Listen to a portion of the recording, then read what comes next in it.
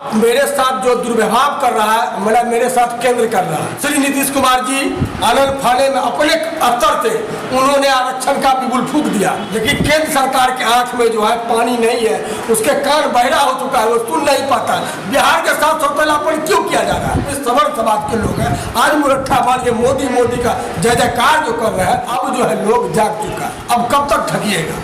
Gas का स्थिति जब कांग्रेस की सरकार थी तो 400 रुपये में गैस सिलेंडर मिलता, अभी 1200 रुपये में गैस सिलेंडर मिलता है। पेट्रोल की स्थिति 30 रुपये से लेकर 45-50 तक की स्थिति मिलता, आज 100 रुपये मिलता है। तीसरा पंचवर्षीय यदि बनता है तो हमें उम्मीद लगता है जब कम से कम पेट्रोल का कीमत 1 लीटर का 400 रुपया है। अभी प्रतिपक्ष के नेता बने हुए हैं हमारे हरि बाबू जी, लेकिन बोलने की बात आएगी तो कहीं कुछ नहीं बोलेगा। आज जब करने की बात आएगी तो ओनली फॉर एक ही नाम है, वो है समझा सिर्फ Mukesh Sahani. Welcome back to my channel. आपको बता दें कि मुकेश सहनी की पार्टी वीआईपी के संकल्प यात्रा को लेकर दरभंगा में बैठक की गई।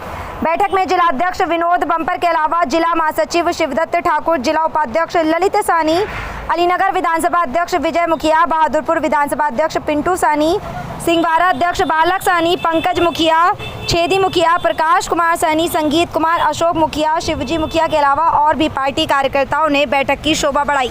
इस दरमियान जिलाध्यक्ष ने हमारे संवाददाता एम राजा से की खास बातचीत। हमारा जो पूरे बिहार में संकल्प यात्रा जो चल रहा है 3 प्रदेश में, सभी जगह आप देखे हैं मीडिया के जितने भी बंधु हैं, हमारे जो भी पदाधिकारी हैं, मुकेश सहनी का डंका बोल रहा है। सरकार किसी की हो, मुकेश सहनी खड़ा जहाँ से होगा लाइन वहीं से लगेगा। क्या लग रहा है इस बार मुकेश सहनी किसके साथ जाएंगे, इंडिया गठबंधन या एनडीए गठबंधन के साथ? जो हमारी सुनेगा हम उनकी सुनेंगे, जो आरक्षण देंगे उनके साथ हम जाएंगे। यदि हमारे मोदी जी हमारी बातों को सुन रहे हैं, हमारे राष्ट्रीय अध्यक्ष की बातों को सुन रहे हैं, हमारे बिहार सरकार के पूर्व मंत्री की बातों को सुन रहे हैं, उस पर यदि अमल कर लेंगे तो पूरे निषाद 3 प्रदेश में लगभग हम लोग 5 करोड़ की आबादी में है। यदि हम लोग एक साथ गठबंधन बना के यदि आरक्षण हमें मिलता है तो हमारे आदरणीय मुकेश सहनी जी स्वहृदय से स्वीकार करेंगे। न उसे कोई पद चाहिए, न उनका कोई प्रतिष्ठा चाहिए, आप निषादों को आरक्षण दीजिए। मुकेश सहनी तख्त पे खड़ा है और कुर्बानी देने के लिए निषादों के बीच में संकल्पित हो चुका है।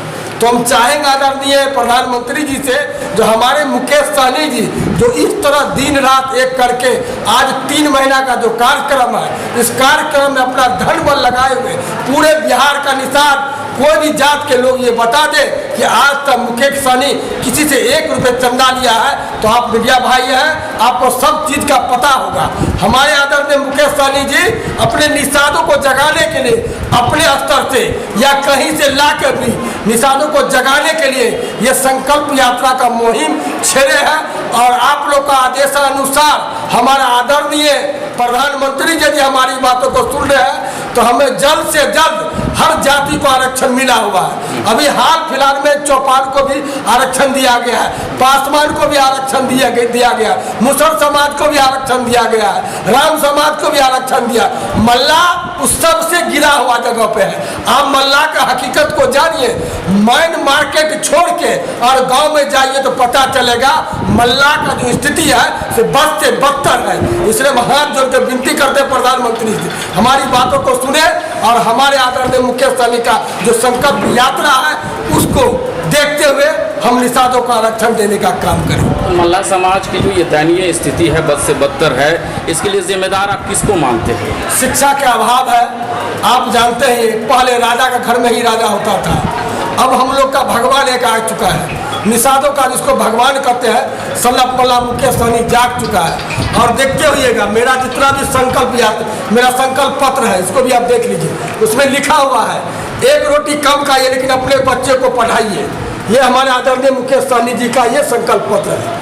तो हम लोग इस पर भी लगे हुए हैं, शिक्षा जितना ज़्यादा हो सके इस अभियान में भी हम लोग लगे हुए। आने वाले समय में हमारे आदरणीय मुकेश सहनी के निर्देशानुसार हमारे मल्लाहों में जो जागृति आई है उसमें थोड़ा सा और सुधार करेंगे। मेरा निषाद का बेटा भी पढ़ेगा, डीएम बनेगा, कलेक्टर बनेगा, एसपी बनेगा, दरोगा बनेगा, हर विभाग में जाएगा। इसकी तैयारी में हम लोग लगे हुए हैं। यदि थोड़ा सा आरक्षण मिल जाता है तो थोड़ी सी ताकत हमें आ जाती है, और ताकत आ जाएगा तो हम लोग को बल मिलेगा। कभी कभी आपके वीआईपी के जो राष्ट्रीय अध्यक्ष मुकेश सहनी कभी एनडीए के साथ जाते हैं, कभी महागठबंधन के साथ जाते हैं, एनडीए में उन्हें मंत्री भी बनाया जाता है, उसके बावजूद भी आरक्षण नहीं मिल पाया। अब फिर आप आरक्षण की बात कर रहे हैं, क्या लग रहा है आपको? कहाँ ठगी हो रही है आपके साथ? आप मेरे साथ जो दुर्व्यवहार कर रहा है, मेरे साथ केंद्र कर रहा है राज का जो आदरणीय नीतीश कुमार जी जो है, जिस समय हमारे मंत्री मुकेश सहनी जी पटना में जो कार्यक्रम किए थे, सैकड़ों लाठी वहाँ पर चले थे, हम लोग लाठी भी खाए, लेकिन आनंद फानन में हमारे मुखिया श्री नीतीश कुमार जी आनंद फाने में अपने स्तर से उन्होंने आरक्षण का बिगुल फूंक दिया।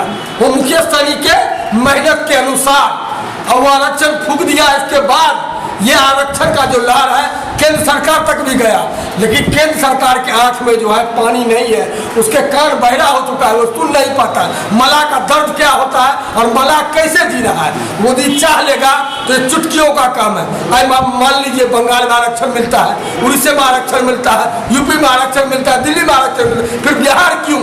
बिहार के साथ सौतेलापन क्यों किया जा रहा है? ये इसका जवाबदेही सिर्फ सरकार जिसकी है वो इसका जवाब है। की लड़ाई में बाधा कहाँ उत्पन्न हो रहा है, राज्य सरकार या केंद्र सरकार? हम राज्य सरकार से कोई गिरवा शिकायत नहीं है। उनको जो करना था उन्होंने भावा आवेश में जो भी किया अच्छा किया, उन्होंने भेज दिया। अब केंद्र सरकार चाहेगा तभी कुछ हो सकता है। जितना भी आप बताइए, कुछ दिन पहले कर्नाटक में चुनाव हुआ था जिसमें सवर्ण समाज के लोगों ने लोटा में 4 लाख वोट डाल दिया। 4 लाख वोट डालने के बाद सरकार उसकी नहीं बनी। जब लोग सर्वेक्षण उन लोग को किया, जब आप मंथन होता है, उनमें पता चला जो भी समर समाज के लोग हैं वो वोट हमको नहीं दिया। नोटा हमको क्यों दिया कि उनको भी क्या दिक्कत है, उसको भी आरक्षण का मांग था। जब देख लिया हुआ स्थिति गड़बड़ है तो 10% आरक्षण लागू किया, और तब जाके जितने भी समर समाज के लोग हैं आज मुरट्ठा मार के मोदी का जय जयकार जो कर रहे हैं, उसको 10% का आरक्षण वही मोदी जी दिए। विनोद जी, कैसे लड़ाई लड़ पाएंगे आप? अभी आप बैठक करके लोगों को जागरूक कर रहे हैं, मुकेश सहनी के बातों को बता रहे हैं, उनका जो संकल्प पत्र है उसे पढ़ के लोगों को सुना रहे हैं, अपने पूर्वजों को बता रहे हैं। इन लोगों को बहुत सारे ऐसे लोग हैं जिनको आपके पूर्वजों के बारे में नहीं पता है कि हमारे पूर्वज कहाँ क्या कुछ किए हैं, कहाँ बलिदान दिए हैं। लेकिन जब चुनाव का समय आता है, चुनाव के समय में आपको क्या लग रहा है, जब एक हवा चलेगी हिंदू मुस्लिम मंदिर मस्जिद का, तब फिर आपकी पार्टी कहाँ रह जाएगी?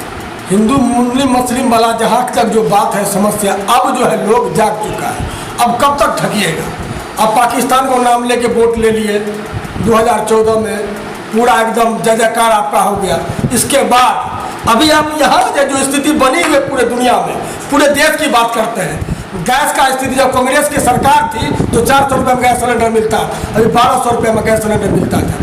पेट्रोल की स्थिति 30 रुपये से लेकर 45-50 तक की स्थिति मिलता, आज 100 रुपये मिलता है। डीजल की स्थिति 100 रुपये में मिल रहा है। अब बताइए, जो खाने का सामान है, जो कड़वा तेल है, अभी 100 से लेकर 150 से लेकर 200 तक चला गया। टमाटर जो है, जो हम लोग आपस में 200 रुपये कभी चला जाता है। ये कब है? जब 60 साल सरकार रही कांग्रेस की, इसके बावजूद इतनी महंगाई नहीं थी।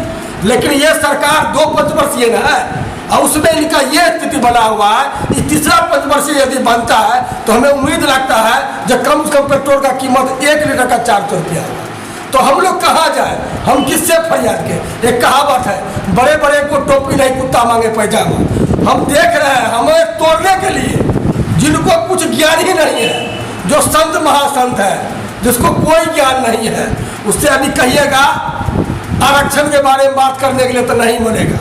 क्योंकि एमएलसी बने थे हमारे अर्जुन सहनी जी, अभी प्रतिपक्ष के नेता बने हुए हैं हमारे हरि बाबू जी, अभी एमएलसी भी बने हुए हैं। लेकिन बोलने की बात आएगी तो कहीं कुछ नहीं बोलेगा। आज जब करने की बात आएगी तो ओनली फॉर एक ही नाम है, वो है समझा सिर्फ मुकेश सहनी, मुकेश सहनी, मुकेश सहनी। सिर्फ वही बोलेगा और वही करेगा। ये लोग बैठ के मला खाएंगे। 2024 के बाद जिस तरह 1.5 साल 2 साल के बाद जिनका अंजाम हुआ एमएलसी अर्जुन सहनी का, देख रहे हैं कहीं कहा है कोई नाम लेने वाला है, वही हाल हमारे आदरणीय हरीश साहनी जी का भी होने वाला है। ये आप लिख लीजिए, मैं आज बोल रहा हूँ। और मुकेश सहनी नेता नहीं है, वो अभिनेता है। जहाँ वो खड़ा होगा लाइन वहीं से रहेगा पूरा निशान।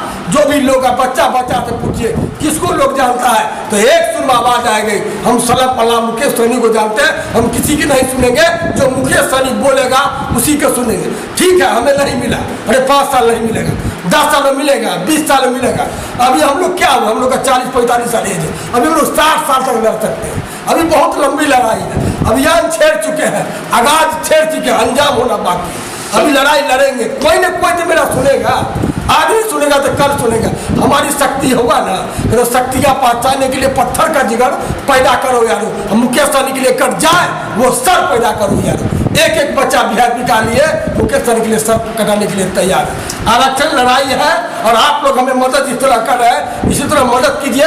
ये लड़ाई हम लोग लेकर रहेंगे, केंद्र सरकार से हो, राज्य सरकार से हो, एनडीए गठबंधन हो, इंडिया गठबंधन हो, जो हमें आश्वस्त करेगा हम उसके साथ चलते चलते